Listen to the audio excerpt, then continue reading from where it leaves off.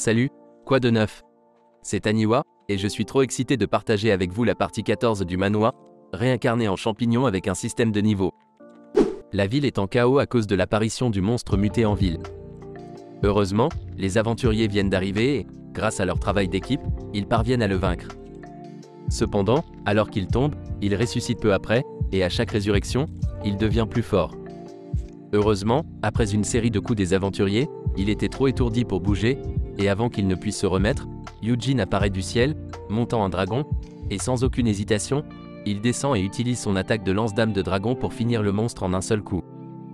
Avec sa performance, les habitants de la ville étaient ébahis et ont fêté, car ils croyaient que le monstre était maintenant vaincu. Tandis que du toit, Wazi était étonné de voir l'attaque féroce du chevalier dragon, mais Kage était déçu, car il pensait que Yujin avait apprivoisé un dragon puissant, mais il s'est avéré que c'est juste un commun. Pendant que Bayou déclare que c'était trop tape à l'œil pour son propre bien, les humains aiment gaspiller leur pouvoir magique dans ce genre d'attaque tape à l'œil mais inefficace. En même temps, les autres aventuriers célèbrent leur victoire car ils pensent que leur travail est terminé, et Edmund félicite le seigneur Yujin, digne d'être un chevalier dragon, tandis qu'Ilifei se vante qu'elle surpassera Yujin très bientôt. Mais leur combat est loin d'être terminé, car la lance d'Yujin a été jetée devant eux.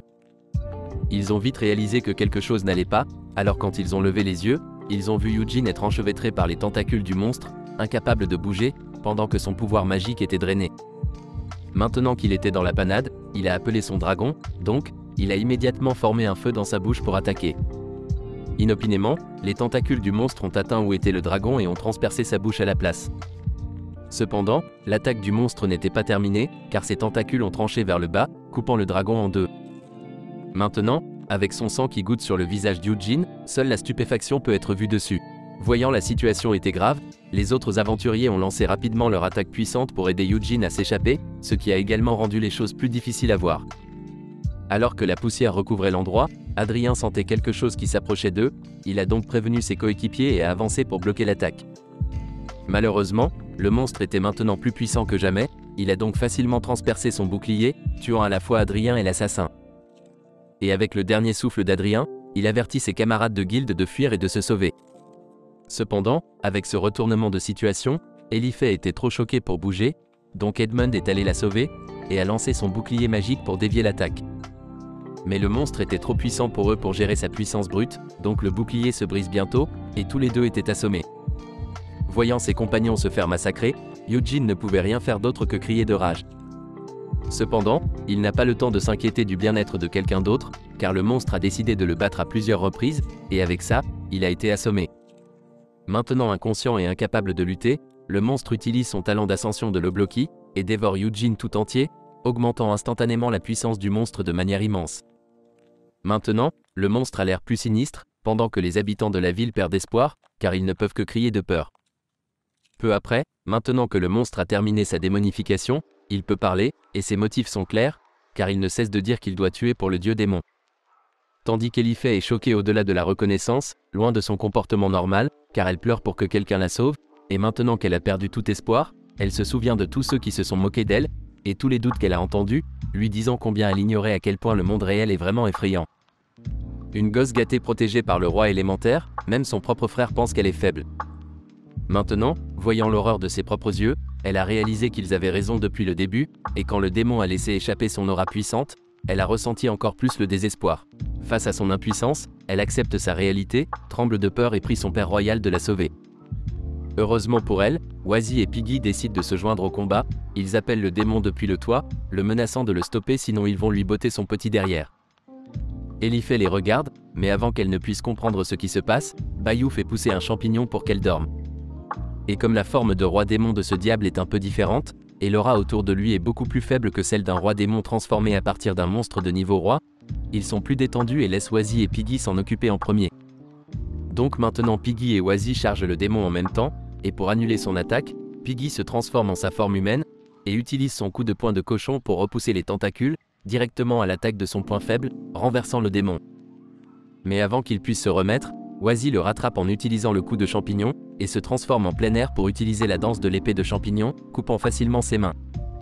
Cependant, cela n'a pas déconcerté le démon, car il fait pousser plusieurs tentacules pour attaquer Wazi en plein vol.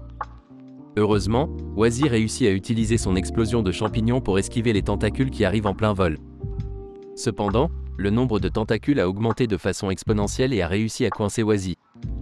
Wazzy réalise maintenant qu'il y en a trop pour les esquiver. Heureusement, Piggy utilise son aspirateur de cochon pour le sauver in extremis, et avec ça, il réalise que leurs attaques ne semblent pas être efficaces, tandis que le démon rétrécit et se régénère plus il devient petit. Voyant cela se produire alors qu'il s'approchait d'eux, Wazzy suppose maintenant qu'il pourrait le tuer. Cependant, le sens du combat du démon est assez élevé, car il a utilisé ses tentacules pour passer à travers le sol et les attaquer par surprise. Heureusement, leur vitesse n'était pas en reste, car ils ont réussi à l'esquiver. Mais ce démon n'était pas une petite friture non plus, car il a réussi à suivre la trajectoire de Wazzy et à lancer une attaque vers lui. Cependant, le démon ne sait pas que Wazzy peut faire un clone de lui-même, donc maintenant plusieurs champignons viennent vers lui, rendant ses tentacules inutiles, tandis que Wazzy était capable d'utiliser l'explosion de spores simultanément, afin de bloquer sa vue. Maintenant que sa vision a diminué, Piggy reprend sa forme de monstre, utilise son instinct sauvage pour déterminer son point faible, et utilise la charge du barbier pour le pénétrer. Avec ça, il crie de douleur et une marge d'une fraction de seconde se révèle. Par conséquent, Wazzy ne laisse pas passer cette opportunité et enchaîne avec sa bombe éclatante de spores, frappant le démon à plusieurs endroits. Après avoir reçu de nombreux dégâts, le démon est maintenant allongé sur le sol, luttant pour se lever. Cependant, il a encore quelques tours dans son sac, car il utilise son explosion magique avec une puissance déchirante, pour neutraliser rapidement les clones de Wazzy et faire trébucher Wazzy en même temps. Heureusement, Piggy n'a pas été affecté par cela et a donc pu empêcher Wazzy de tomber. Maintenant, le démon était plus enragé que jamais et allait entrer en mode berserk. Heureusement, Bayou et Kage l'ont simplement sorti de sa misère, le tuant avant qu'il ne finisse sa montée en puissance. Il demande ensuite à Wazzy s'il a compris pourquoi les attaques de ces humains n'étaient pas efficaces, et Wazzy leur dit qu'il l'a fait, déclarant que le monstre peut absorber la puissance magique, donc toutes les attaques basées sur la magie seront simplement absorbées par lui, plutôt que de le blesser. Le monstre deviendra encore plus fort, et dès qu'il a fini de dire sa faiblesse, Bayou les informe de rester vigilants, car ce n'est pas encore fini. Comme Bayou vient de le dire, le monstre a rétréci, et maintenant il y en a deux. Cependant, il décide de les attaquer avec toute sa force, obligeant tout sur son passage. Cependant, une attaque de cette ampleur a été facilement esquivée par les quatre, car ils se sont divisés en deux groupes. Bayou tire ensuite dans son œil avec sa balle, donc Kage suit par l'arrière, mais soudain il se retourne pour faire face à Kage et était prêt à attaquer. Pour éviter d'être touché, Kage utilise sa compétence de croix de champignon, tranchant ainsi le monstre en même temps. Cependant, le monstre était tenace et a essayé de se régénérer. Malheureusement pour lui, Kage a vu toutes ses ruses, alors Kage utilise toute sa force pour le frapper fort dans les airs, et avant de donner le coup final, il dit sa réplique favorite, affirmant que les chances que quelque chose comme ça fonctionne contre lui sont de 0%. Ensuite, il utilise Mushroom Shatter Cut pour le hacher en morceaux, et pour l'empêcher de se régénérer à jamais. Acid Mushroom a poussé à côté de lui, le désintégrant jusqu'à son dernier élément. Bayou demande ensuite à Kage s'il devrait aider Wazzy avec l'autre, à quoi Kage répond qu'il devrait être capable de gérer quelque chose de ce niveau. Maintenant, l'autre moitié du monstre a fait pousser ses tentacules, attaquant Piggy dans toutes les directions, mais elle les esquive facilement, et comme elle se rapproche, elle regarde droit dans l'œil, mais avant qu'elle ne puisse utiliser sa charge barbare, le monstre l'empêche de le faire. Voyant son impatience, Wazzy lui conseille d'attendre une ouverture, pendant qu'il utilise Spore Explosion pour réduire la vision du monstre, comprenant l'assignation.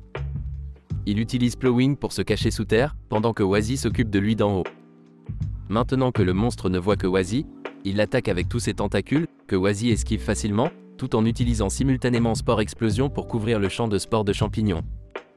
Et comme Wazzy a remarqué que ce monstre a une régénération sans fin, et que la magie est inutile contre lui, mais qu'il a une faible défense, il décide d'utiliser une attaque physique pour submerger sa régénération.